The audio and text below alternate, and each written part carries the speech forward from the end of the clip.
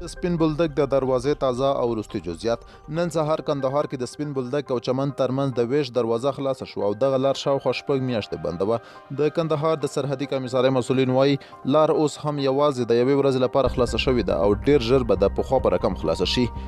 د چارواکو په وینا پر دغه دروازه اوس مهال یوازې په شناختي کارت او تذکره باندې خلک پرېښودل کیږي. د افغانستان او پاکستان ترمنځ د چمن سپین بولدک په پوله له سخت او تریخوالي وروسته دغه پوله د سې شنبې په ورځ یو ځل بیا د دواړو خواوو ته د بند پاتې شوي وګړو خپلو هیوادونو ته د وختو په غرض د یوې ورځې دپاره پرانستل شوې ده. اوس مهال په سلهاوو کسان په پوله کې هیواد ته د ستنېدو په موخه راغونډ شوي دي.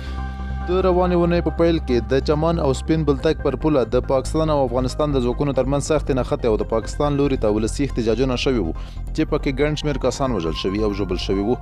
د هغې وروسته دغه پوله د هر رقم تګ راتګ دپاره تړل شوې وه. په چمن کې د پاکستان لوري ته ګڼو خلکو د قهره ډک احتجاجونه کړي وو او د پولې د پرانستو غوښتنې یې کولې چې وروسته بیا د مظاهرینو د بلوچستان د حکومت او امنیتي چارواکو ترمنځ د یو تړون پر نتیجه کې دغه احتجاجونه ختم کړل شول. د دوشنبې په ورځ د پولې پرانستلو دپاره د افغانستان او پاکستان د ځواکونو انتظامیه مشرانو ترمنځ 2 غونډې شوې وې چې پکې د پولې یو ځل بیا په پرانستو اتفاق شوی و.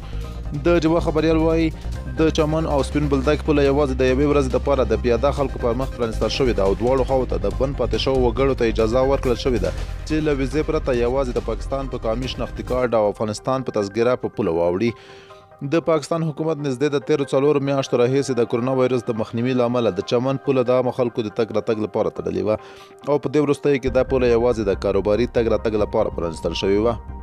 له لوی اختر یوه ورځ وړاندې د پاکستان لوري ته د امنیتي عسکرو په ډزو کې په پوله وختو ته ناست 3 کسان وژل شوي وو او په لسګونه نور ژوبل شوي وو.